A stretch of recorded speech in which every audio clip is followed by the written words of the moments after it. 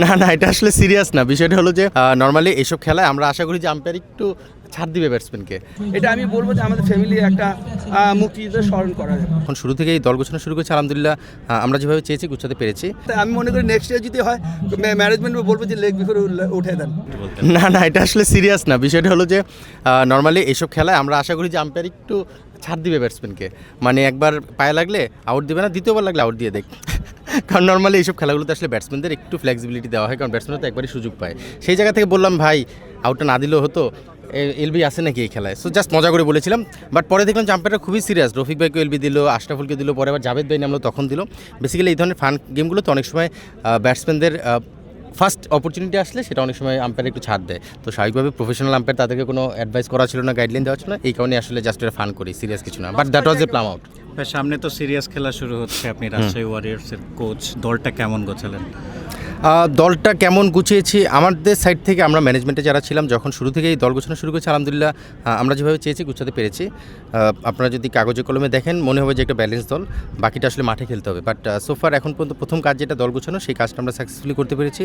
বাকি কাজগুলো আমাদের ম্যানেজমেন্টটা স্টেপ বাই স্টেপ সুন্দরভাবে গুছিয়ে নিচ্ছে। একটা প্রশ্ন ছিল যে এখন পর্যন্ত বিপিএল এ কোনো দলই মাঠে নামেনি, সো বিপিএল এর স্ট্যান্ডার্ড যে আমরা যেভাবে বলি সেই তুলনায় কি মাঠে নামার প্রসেস সহ সব কিছুকে একটু পেছনে এবং একটু অগোছালো মনে হচ্ছে কিনা? আমি স্ট্যান্ডার্ড বা অন্যান্য বিষয়গুলো বলবো না, আমি যেটা বলতে পারি আমাদের টিম যেটা সেটার বিষয়ে বলতে পারি। আমরা 20 তারিখ ইনশাল্লাহ শুরু করব। স্বাভাবিকভাবেই 20 তারিখ 21 তারিখ দুদিন আপনারা জানেন যে আমরা ঢাকায় করব। 22 তারিখ আমরা একটা প্র্যাকটিস ম্যাচ খেলবো রংপুর রাইডার্সের সঙ্গে বসুন্ধরায়, তারপর আমরা 23 তারিখে সিলেটে যাবো। সো আপাতত এইভাবেই প্ল্যানটা সাজানো আছে। সোফার এভাবে না, আপনি যদি একটা জিনিস লক্ষ্য করেন, প্লেয়াররা কিন্তু জাস্ট এনসিএল শেষ করেছে, তারপরে এক সপ্তাহের একটা ব্রেক দেওয়ার প্ল্যান ছিল, যেটা খুবই স্বাভাবিক। তারপরে আবার 16 ডিসেম্বরে ম্যাচ খেলছে, আপনি দেখবেন আমাদের প্রায় 7 জন প্লেয়ার খেলছে এই ম্যাচটাতে। সো তারা কিন্তু খেলার মধ্যেই ছিল, খেলার মধ্যে টাচে রয়েছে এবং ইন্ডিভিজুয়াল প্রিপারেশনও নিয়েছে।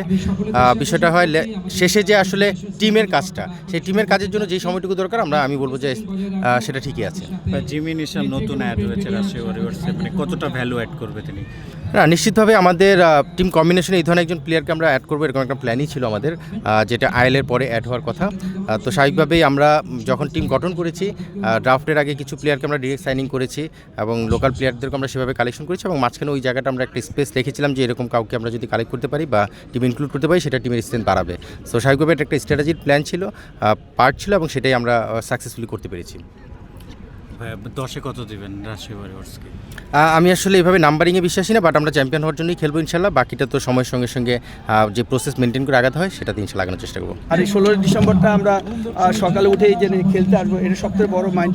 এই খেলার জন্য না, এটা আমি বলবো যে আমাদের ফ্যামিলি একটা মুক্তিযুদ্ধের স্মরণ করা যাবে। যে আজকে বিসিবি বা যে ম্যানেজমেন্টরা যারা এই আয়োজনটা করছে, আমি মনে হচ্ছে তাদের ধন্যবাদ দিচ্ছি যে এটা যদি কন্টিনিউ করতে থাকে, তো আলহামদুলিল্লাহ আমি মনে করি যে তাদের প্রত্যেকটা বছর দেখা যাচ্ছে যে স্মরণ হবে। আর সবথেকে বলো যে এই আমরা যে প্লেয়ারগুলো এখানে সব রিটায়ার্ড প্লেয়ার, তো এই আজকে 16 ডিসেম্বরে কিন্তু সবাই একত্র হচ্ছে।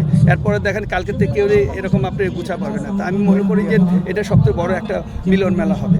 আপনি পরিবারের কথা বললেন, আপনার নাতিকে দেখলাম, সেই কতটা এনজয় করেছে আপনার নাতি? তো মাশাল্লাহ, এই আসলো একটু অসুস্থ, তারপরে আসলো ওই করাতে, ওই তো বলতেছে যে আমি ওখানে খেলবো।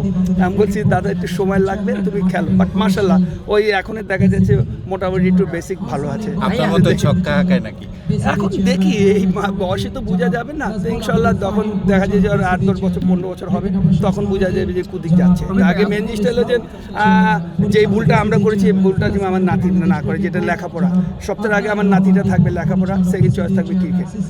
সামনেই বিশ্বকাপ, বাংলাদেশের দলটা কেমন দেখছেন, টি-20 দলটা? আর দেখেন আলহামদুলিল্লাহ, আমি মনে করি বাংলাদেশের যারা সিলেক্টর আছে, বাংলাদেশের বেস্ট প্লেয়ারগুলোই বাছাই করে। তো এখন মেন জিনিসটা যে পারফর্মটা করালো ইম্পর্টেন্ট, কারণ কি এখানে যেসব প্লেয়ারের নাই, এইসব প্লেয়ার কিন্তু বাংলাদেশের সব জায়গায় খেলে একটা মোটামুটি একটা পর্যায়ে যেয়ে কিন্তু তারপর বাছাইটা হয়। তা এখন ইন্টারন্যাশনাল লেভেলে যে ওই কী পারফর্মটা করে, এটা সবথেকে বড়, কারণ কি ওই লেভেলটা সবথেকে টপ লেভেল, ওই লেভেলের উপরে আর কোনো লেভেল নাই। তো এখানে যদি আমি মনে করি যে এদের ফোকাসটা ভালো থাকে, ইনশাল্লাহ আমি মনে করি ওয়ার্ল্ড কাপটা ভালো খেলবে।